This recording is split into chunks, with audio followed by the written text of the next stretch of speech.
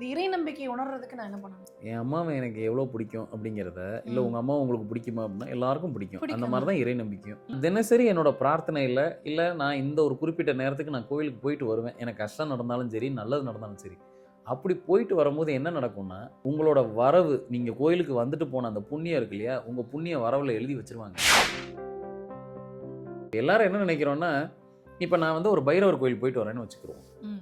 நான் நல்லா இருக்கேன், எனக்கு எந்த பிரச்சனையும் இல்லை, ஆனால் நான் பைரவர் கோயில் போயிட்டு வரேன் அப்படின்னா அது வரவில் இருக்கும்.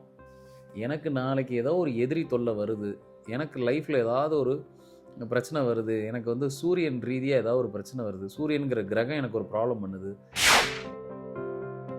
சில பேர் கூடவே இருப்பான், எதுக்கு இருக்கான்னு தெரியாது, அவங்கள விரட்டவும் முடியாது. அப்படி ஒரு இதில் இருப்பாங்க, அப்படி ஒரு உறவாக இருப்பாங்க, இல்லை ஒரு நண்பனாக இருப்பாங்க. நம்ம எவ்வளோ திட்டினாலும் போகவும் மாட்டாங்க, ஆனால் கூடவே ட்ராவல் ஆகிட்டு இருப்பாங்க. ஸோ இந்த மாதிரியான ஏன் நம்ம வீட்டில் வளர்க்குற செல்ல பிராணிகளுக்கே ஒரு கனெக்ட் இருக்கும்போது, நம்ம கோயிலுக்கு போயிட்டு வரோம் இல்லையா, இதெல்லாம் ஸ்டோரேஜில் இருக்கும். கரெக்டாக அதுக்கான நிகரான தசாபுத்தி நடக்கும்போது சரியாக அது ஃபோர்ஸ்க்கு வரும், வேலை செய்யும். இப்படி தான் உண்மையிலே வேலை பார்க்குது. நம்ம நினைக்கிற மாதிரி நமக்கு ஒரு பிரச்சனை வந்தோடனே கோயிலுக்கு போகிறோம் இல்லையா, அதுக்கு மருந்து கொடுக்கல. நம்ம ஏற்கனவே போயிட்டு வந்திருக்கோம் பாருங்கள், இது வந்து ப்ரீ டேட்டட். அப்போ ஏற்கனவே போயிட்டு வந்து நம்ம நிறைய போயிட்டு வந்து வச்சுருக்கோம் அப்படின்னா, நமக்கு ஒரு லைஃப்பில் சில ஈவெண்ட் நடக்கும்போது அது கரெக்டாக பர்ஃபெக்டாக வந்து மேட்ச் ஆகும்.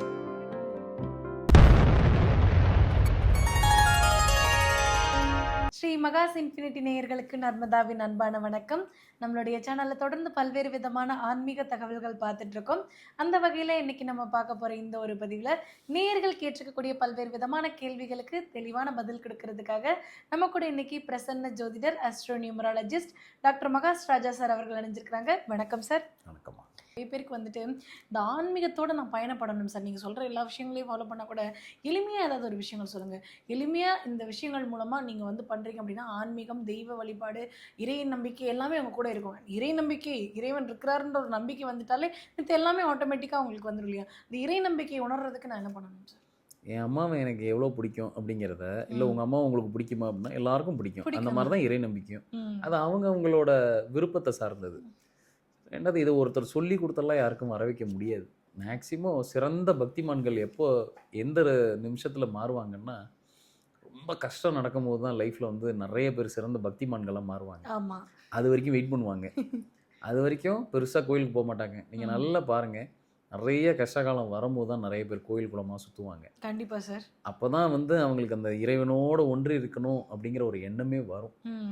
இதெல்லாம் எதுக்குன்னா, தெய்வம் உங்களுக்கு கஷ்டத்தை கொடுத்து என்னை வந்து கும்பிட்டுட்டு போன்றதுக்காக இல்லை.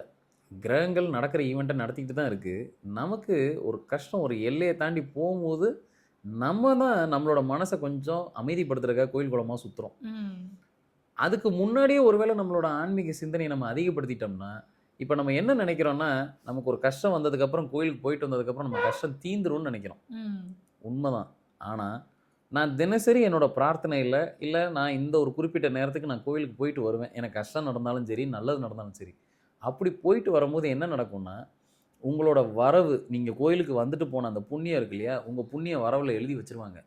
உங்களுக்கு ஒரு கஷ்டம் நடக்கும்போது உங்களுக்கு அறியாமல் அந்த புண்ணியம் வந்து உங்களை காப்பாற்றி விட்டுரும். இப்போ எல்லாரும் என்ன நினைக்கிறோன்னா, இப்போ நான் வந்து ஒரு பைரவர் கோயில் போயிட்டு வரேன்னு வச்சுக்கிறோம்.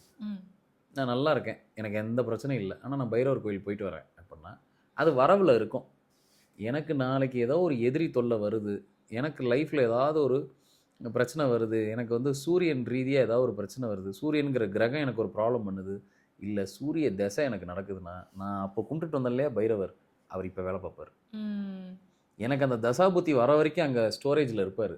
இப்போ எப்படி ஒரு பேட்டரியில் கரண்ட்டை ஸ்டோர் பண்ணி தேவையான அளவுக்கு அந்த கரண்ட்டை எடுத்துக்கிறோமோ, அப்படி எனக்கு ஒரு டஃப்பான டைம் நடக்கும்போது அவர் கரெக்டாக அங்கே வேலை செய்வார். அப்போது நம்ம கோயிலுக்கு போயிட்டு வரோம் இல்லையா, இதெல்லாம் ஸ்டோரேஜில் இருக்கும்.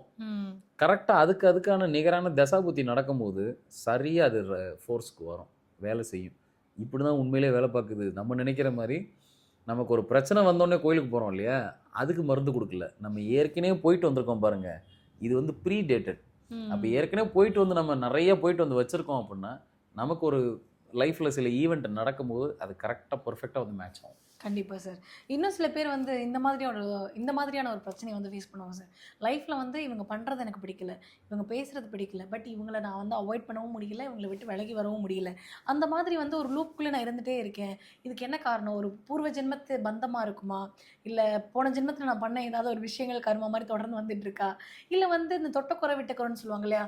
அந்த மாதிரியான விஷயங்களா? அப்படின்னு நிறைய பேர் கேட்குறது உண்டு சார். அதுக்கு என்ன காரணம்? நமக்கு பிடிக்கலனா கூட அதை ஏன் விட்டுட்டு வெளியில் வரமாட்டோம்? 3மே காரணம் தான். 3மே காரணம். ஏன்னா யாரும் எந்த ஒரு தொடர்பு இல்லாமல் யாரையும் மீட் பண்ண போகிறது இல்லை. கண்டிப்பா சார், கண்டிப்பா.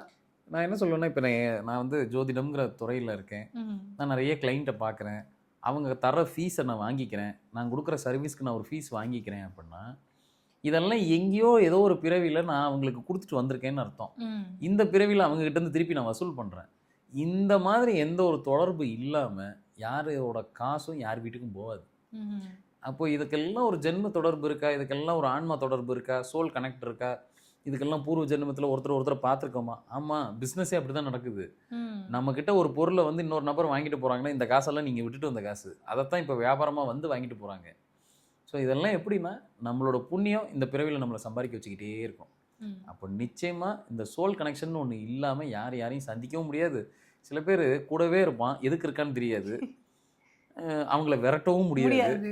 அப்படி ஒரு இதில் இருப்பாங்க, அப்படி ஒரு உறவாக இருப்பாங்க, இல்லை ஒரு நண்பனாக இருப்பாங்க.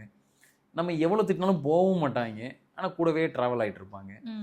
ஸோ இந்த மாதிரியான ஏன் நம்ம வீட்டில் வளர்க்குற செல்ல பிராணிகளுக்கே ஒரு கனெக்ட் இருக்கும்போது, அப்போ மனிதர்களாக இருக்காங்க அப்படின்னா நிச்சயமாக நமக்கு ஒரு பூர்வ ஜென்ம பந்தம் நிச்சயமாக உண்டு. கண்டிப்பாக சார். இப்போ நீங்கள் சொன்னபோது, இப்போ நமக்கு பிடிக்காத, நமக்கு வேண்டாத ஒருத்தவங்க, இவங்களால நமக்கு எந்த யூஸும் இல்லை, இல்லை இவங்களால நமக்கு பிரச்சனை தான் அப்படின்னு இருக்கிறவங்கள தவிர்க்க முடியாது. அதுக்கு ஏதோ ஒரு காரணங்கள் இருந்துட்டு போகுது. ஆனால் தவிர்க்கிறதுக்கு இந்த காலத்தில் நம்ம ஏதாவது பரிகாரங்கள் மாதிரியோ, இல்லை ஏதோ ஒரு வழிபாடுகள் முறை மூலமாக அந்த டாக்ஸிக்லேருந்து வெளியில் வர்றதுக்கு ஏதாவது வாய்ப்புகள் உண்டா சார்? எல்லாத்தையும் பரிகாரம்னு பார்க்குறத விட, நான் என்ன சொல்லுவேன்னா, உங்களுக்கு ஒரு ஜோதிட அறிவு இருக்குது அப்படின்னா, உங்கள் ஜாதகமோ அந்த ஜாதகமோ இல்லை அவர் சம்மந்தப்பட்ட ஜாதகமோ ஏதோ ஒரு வகையில் ஒத்து போனால் அவங்கள பக்கத்தில் வைக்கலாம். இல்லை 2 குவைட் ஆப்போசிட்டாக இருக்குன்னா அதை தெரிஞ்சுக்கிட்டு அவங்ககிட்ட நீங்கள் விலகி இருக்கிறது நல்லது. இதுக்கு தான் நமக்கு ஒரு அஸ்ட்ராலஜிக்கல் நாலேஜ் தேவை. கண்டிப்பாக சார். ஒன்று நமக்கே வேணும், இல்லை யாராவது ஒருத்தரோட அட்வைஸ் வேணும். ஸோ இப்படி பண்ணிக்கிறது தான் நல்லது. இதை போய் நம்ம ஒரு பரிகாரம் கீழே உருண்டு பிறண்டு அதெல்லாம் அவசியம் ஒர்க் அவுட் ஆகாது. Okay sir. ஏன்னா வந்து நேயர்களுக்கு வந்து வித்தியாசமான முறைகளில் வந்து சந்தேகங்கள் வருது. ஆனால் அந்த சந்தேகமுமே நியாயமானது சார். வீட்டில் உட்காந்துருக்குறாங்க அப்படின்னா, இந்த மாதிரி டவுட் இருக்கே, இது போய் நம்ம வந்து டேரெக்டாக ஒரு ஜோதிடரை அணுகிறத விட இந்த மாதிரியான ஒரு விஷயங்களுக்கு பதில் கிடைச்சா நல்லா இருக்குன்றப்போ, அதை ஒரு பதிவாக நம்ம கொடுக்குறது வந்து நிறைய பேருக்கு கண்டிப்பாக யூஸ்ஃபுல்லாக இருந்துகிட்ருக்கு அப்படின்றத தொடர்ந்து சொல்லிகிட்டே இருக்காங்க. இன்னும் நேயர்கள் கேட்கக்கூடிய பல்வேறு விதமான கேள்விகளுக்கு அடுத்தடுத்த பதிவுகளில் நம்ம வந்து பதில்கள் பார்க்கலாம் சார். ரொம்ப நன்றி சார். நன்றி.